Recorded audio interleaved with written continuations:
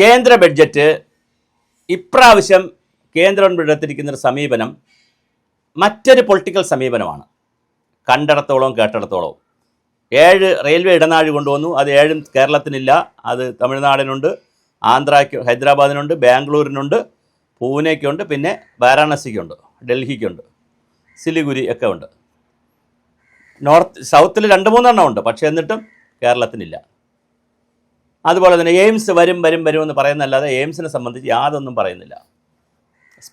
Speed train വരും എന്നുള്ളതിനെക്കുറിച്ച് പറഞ്ഞ് മെട്രോ മാൻ ശ്രീധരൻ അവർ 91ാമത്തെ വയസ്സിൽ പൊന്നാനിയിൽ ഒരു ഓഫീസ് തുറന്നിട്ടുണ്ട്. അദ്ദേഹം ഭാര്യയും കൂടെ ഉദ്ഘാടനം ചെയ്തിട്ടുണ്ട്. പക്ഷേ അതെപ്പോൾ വരും, എന്ത് വരും, ആ പ്രോജക്റ്റിനെ സംബന്ധിച്ച് ഒരുപാട് അവ്യക്തതയാണ്. അപ്പോൾ ഇതിനൊക്കെ ഒരു പരിഹാരം എന്നുള്ള നിലയിൽ രാജീവ് ചന്ദ്രശേഖർ പറയുന്നത്, കഴിഞ്ഞ പ്രാവശ്യം കൊടുത്ത പദ്ധതികൾ നിങ്ങൾ നടപ്പിലാക്കിയോ? അത് നടപ്പിലാക്കാത്തതുകൊണ്ടാണ് പുതിയ പദ്ധതി തരാത്തത്. ആയുഷ്മാൻ ഭാരത് പദ്ധതി, നിങ്ങൾ 70 വയസ്സ് കഴിഞ്ഞവർക്കുള്ള ആരോഗ്യ പദ്ധതി, നിങ്ങൾ ഇൻഷുറൻസ് പദ്ധതി നടപ്പിലാക്കിയോ? നിങ്ങൾ ജലജീവൻ മിഷൻ നടപ്പിലാക്കിയോ? നിങ്ങൾക്ക് തരുന്ന പൈസ ഞങ്ങൾ ഉപയോഗിക്കുന്നില്ല, പിന്നെ എങ്ങനെയാണ് നിങ്ങൾക്ക് പുതിയ പൈസ തരുന്നു എന്നാണ് ചോദിക്കുന്നത്. അതൊരു ചോദ്യമാണോ രാജീവ് ജി? ഇപ്പോൾ 2 കാര്യങ്ങൾ കേരളത്തിൽ ആകാംക്ഷ പരത്തിയത് എല്ലാവരും കൂടെയല്ലേ. ഒന്ന്, എയിംസിൻ്റെ കാര്യത്തിൽ സുരേഷ് ഗോപിക്കൊക്കെ വലിയ പങ്കില്ലായിരുന്നോ ഇത് പരത്തിയതിൽ? ആലപ്പുഴ വരുമോ, കൊല്ലത്ത് വരുമോ, കൊച്ചിയിൽ വരുമോ, കോഴിക്കോട് വരുത്തുമോ, തൃശ്ശൂർ വരുത്തുമോ, കാസർഗോഡ് വരുത്തുമോ എന്ന് വെച്ച് കേരളം മുഴുക്ക നടന്ന് പ്രസംഗിച്ചത് സുരേഷ് ഗോപിയല്ലേ. നമുക്ക് BJPയോടോ കോൺഗ്രസിനോടോ കമ്മ്യൂണിസ്റ്റ് പാർട്ടിയോടോ ആരോടും ഒരു പ്രത്യേക മമതയുമില്ല, ആരോടും എതിർപ്പുമില്ല. വളരെ കൃത്യമാണ് നമ്മുടെ ചോദ്യങ്ങൾ. ആ സുരേഷ് ഗോപി ഇപ്പോൾ എന്താ മിണ്ടുന്നില്ല? അപ്പോൾ പിന്നെ അപ്പോൾ ജോർജ് കുര്യൻ വന്ന് പറയുന്നു 250 ഏക്കർ സ്ഥലമാണ് ആവശ്യമുള്ളത്, 125 ഏക്കർ എടുത്ത് കൊടുത്തോളൂ, അതും കോഴിക്കോടാണ്, ബാക്കി കൊടുത്തില്ല, ബാക്കി പല സ്ഥലങ്ങളിൽ തലസ്ഥാനത്താണ് ഇരിക്കുന്നതെന്നൊക്കെ. തലസ്ഥാനത്തല്ലാത്തടത്തും എയിംസ് ഇരിപ്പുണ്ട്.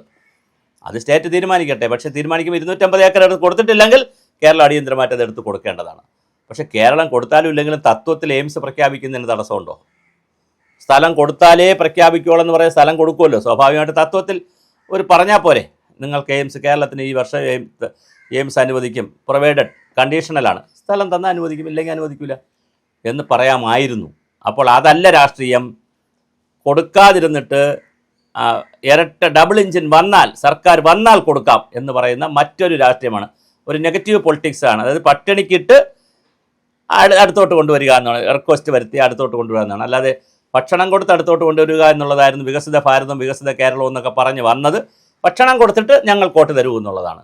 ഇപ്പോൾ അത് മാറി, നിങ്ങൾ പട്ടിണി കിടക്കൂ എന്നിട്ട് ഞങ്ങൾ വോട്ട് തരൂ, വോട്ട് തന്നാൽ ഞങ്ങൾ നിങ്ങൾക്ക് ഭക്ഷണം തരാം എന്ന് പറയുന്ന പുതിയൊരു പൊളിറ്റിക്കൽ സ്ട്രാറ്റജിയിലേക്ക് BJP മാറിയതാണോ? അതോ സ്റ്റേറ്റ് ഇതൊന്ന് വർക്കൗട്ട് ചെയ്ത് 250 ഏക്കർ എടുത്ത് കൊടുക്കുന്നില്ല, 250 ഏക്കർ എടുത്ത് കൊടുക്കുന്നില്ല, ആയുഷ്മാൻ ഭാരത് നടപ്പിലാക്കുന്നില്ല, അതുപോലെ കുട്ടികളുടെ PM ശ്രീ നടപ്പിലാക്കുന്നില്ല, ഇങ്ങനെ പദ്ധതികൾ നടപ്പിലാക്കാതിൻ്റെ ഒരു വാശി കൊണ്ടാണോ, അല്ലെങ്കിൽ നടപ്പിലാക്കാത്തത് കൊണ്ടാണോ കേന്ദ്ര ഗവൺമെൻറ് എതിര് നിൽക്കുന്നത് നമുക്കറിയില്ല. എന്തായാലും മറ്റ് സ്റ്റേറ്റുകൾക്ക്, തമിഴ്നാട് സ്റ്റാലിനുമായിട്ട് വലിയ പോരിലാണ്. ആ പോരിലുള്ള സ്റ്റാലിന് വരെ ഒരുപാട് ആനുകൂല്യങ്ങൾ കൊടുക്കുമ്പോൾ കേരളത്തിന് ആനുകൂല്യങ്ങൾ കുറയുന്നത് എന്ത് എന്നുള്ളത് വളരെ ഗുരുതരമായൊരു പൊളിറ്റിക്കൽ വിഷയമാണ്. വരും ദിവസങ്ങളിൽ നടക്കുന്ന സംവാദങ്ങളിൽ ഇത് ചർച്ച ചെയ്യപ്പെടേണ്ടതുണ്ട്. കേരളത്തിന് എന്തുകൊണ്ട് കേരളത്തിനോടൊരു ചിറ്റമ്മ നയം? പണ്ടേ അങ്ങനെ ആയിരുന്നല്ലോ. മദ്രാസി വാലയാണ് കേരളം. മദ്രാസി വാല എന്ന് പറഞ്ഞാൽ മദ്രാസ് വരെ ഉണ്ടായിരുന്നുള്ളൂ. കേരളത്തിന് 80കൾ കഴിഞ്ഞാണ് കേരളത്തെ ഇങ്ങനൊരു സ്റ്റേറ്റ് ഉണ്ടെന്ന് കേന്ദ്രമൊക്കെ ഒന്ന് അംഗീകരിച്ചത്. അല്ലെങ്കിൽ ഗോവ പോലെ ഒരു തീരദേശ സ്റ്റേറ്റായിട്ട് കിടന്നതാണ്. ഇപ്പോൾ കുറച്ച് അംഗീകരിച്ചൊക്കെ കിട്ടി, സ്റ്റേറ്റ് ഉണ്ടെന്നൊക്കെ പറഞ്ഞു. പക്ഷേ എന്നിട്ടും നമുക്ക് പ്രയോജനപ്പെടുന്നില്ല. 2 മന്ത്രിമാരുണ്ട് ഇവിടെ നിന്ന്, അവരുടെ പദ്ധതികൾ പോലും ഇവിടെ വരുന്നില്ല എന്നുള്ളത് വളരെ ഖേദകരമാണ്.